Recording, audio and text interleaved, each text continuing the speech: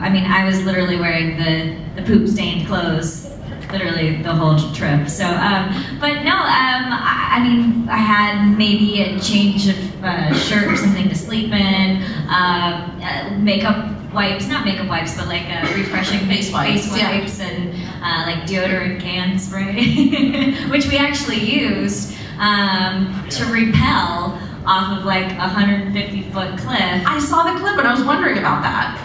Like, because you mentioned deodorant, and I was like, what? Like, so he doesn't freak out that you smell? What's the deal here? Like, I love it when we take girls, because you know, if you open, as you guys will know, if you open up the zip of a lady's vanity case, there's like a treasure trove of survival gear in there. And, only you would say it's survival. I think everybody else would be like, why do you need all this stuff? Why do you need mascaras? Bear's like, you can kill a snake with one. I said, would you mind if I borrowed your body spray? And you looked at me and you went, oh, okay. You know, not thinking. But actually we used it to hook a rope across, jam it into this rock crevice and rappel off it. And Julianne was going, really? This is never going to hold us. But it's like the principle of, you know, if you've got a stick and you break it like that, it's going to break. But if you hold it close and then try and break it in the middle, you can't break it.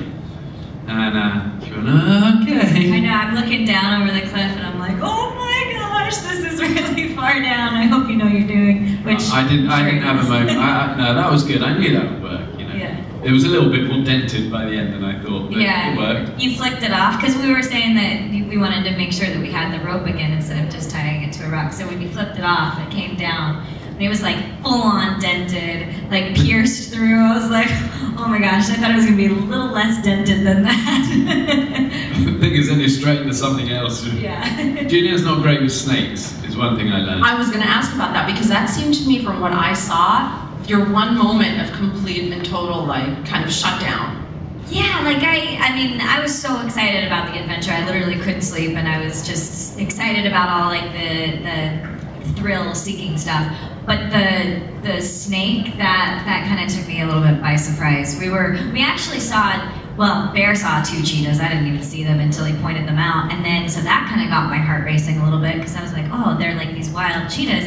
And then we're like crawling and trying to get past them, and we hop up onto this like it was like a big rock, but it had this little tiny opening that we had to crawl through. So just as I was about to go in, I heard like the tss, and I was like, what? And I like jumped off. I was like, snake cheetahs! What snakes cheetahs? Which one am I gonna choose? So I ended up crawling next to the snake, and we made it through, but then Bear wanted to eat it, and I was like, that's not gonna happen. Well, Julianne's going hard left, so I've got her in one hand, and then I've got the snake's anus in my other hand. You know, I'm trying to kind of pull the two together to see if we can get the snake and then we can make that dinner out of that. And she's going, no. And then I'm going, there's nowhere to run because the cheetahs are up there. So, yeah. But so we struck a deal, which was if you don't eat the snake, you'll eat whatever. You know, you got to eat. You know, you need energy. We'll find something else. She goes, anything. What did you eat? They were called striped policeman caterpillars, right? And the elephant dung that we boiled them in. So it was very appetizing. It was like faces, but also you've got courage to be able to share those things, because you know it's not easy. But I do think when you're honest and you shine light on difficult subjects, it goes away. You know, it's a bit like bacteria. If we ever want to clean a sleeping bag, you've got a washing machine for 3 months up a mountain. You turn it inside out, hang it on the top of your tent. Sunlight hits the bacteria, and it comes out clean. And it's a bit like that with our stuff. You know, when we're honest and we put it out there, it's like a problem shared is hard, isn't it? So good for you. And what did you learn about yourself? That you can eat crap. That, but also that I'm an open book, obviously. Like, I'm just like divulging so much information.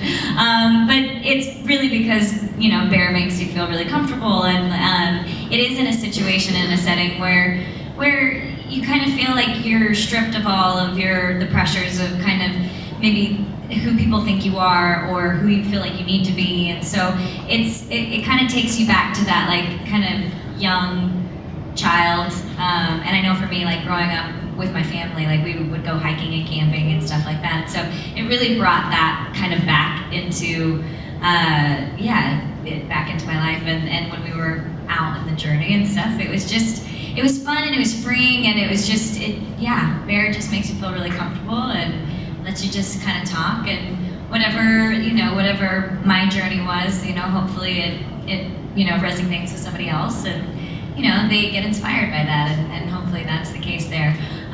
But yeah, I think just like perseverance. I mean, it was like either run from the snake or the cheetah, or just go for it. And I think that was the biggest thing, is that like if I don't commit, then I'm gonna get hurt, or I'm gonna be more scared or more afraid. So like the more I commit, the less afraid I think I was. So Bear, do you